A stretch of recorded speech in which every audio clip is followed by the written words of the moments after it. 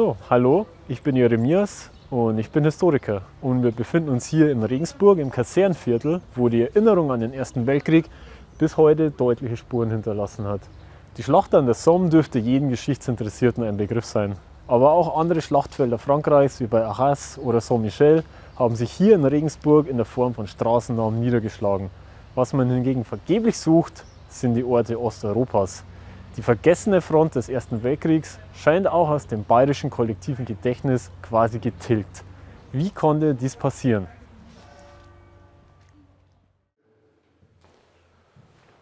Und genau dieser Frage will ich eben mit meiner Dissertation nachgehen, welche nicht nur die Kriegserfahrungen von bayerischen Soldaten an den verschiedenen Fronten Osteuropas untersucht, sondern eben auch die Wechselwirkung zwischen individueller Erfahrung und kollektiver Erinnerung in den Fokus nimmt. Und dazu sehen wir uns jetzt erst einmal die Quellen an, die uns zur Verfügung stehen.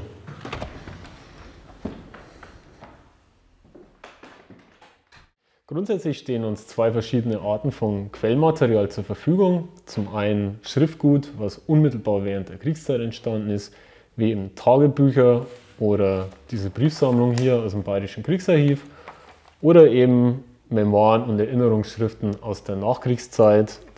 Wie eben dieses Beispiel hier ist Bayernbuch vom Weltkrieg, wo sich eine Vielzahl von Erinnerungen verschiedener Soldaten gesammelt finden. Was mich neben der unmittelbaren Gewalterfahrung an der Front dabei vor allen Dingen interessiert, sind eben die Eindrücke der Soldaten von Land und Leuten in Osteuropa und welche mentalen Vorprägungen dabei möglicherweise eine Rolle spielten. Und dazu sehen wir uns jetzt ein Beispiel an. Wir haben hier eine Szene, wie sie nur wenige Jahrzehnte später vollkommen undenkbar gewesen wäre. Galizische Juden freuen sich über die Ankunft deutscher Soldaten. Und einer der Soldaten erwidert auch den Gruß sehr freundlich. Der Mann hinter ihm wendet allerdings seinen Blick ab.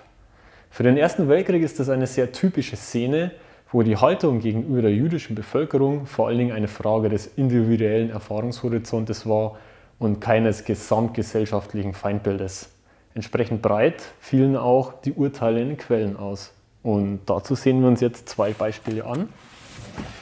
Wir haben hier zuerst ein Beispiel aus der unmittelbaren Kriegszeit, aus der Zeitschrift Unsere Bayern im Felde. Und das ist ein Sammelband.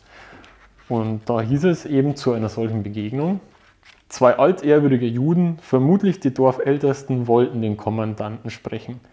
Ich glaube, diese beiden schon auf Bildern der biblischen Geschichte gesehen zu haben. Also sehr freundliches, sehr wohlwollendes Urteil.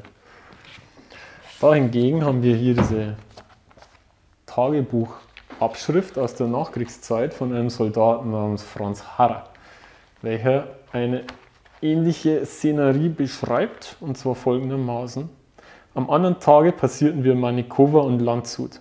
Landshut ist eine richtige, dreckige, schmierige Judenstadt.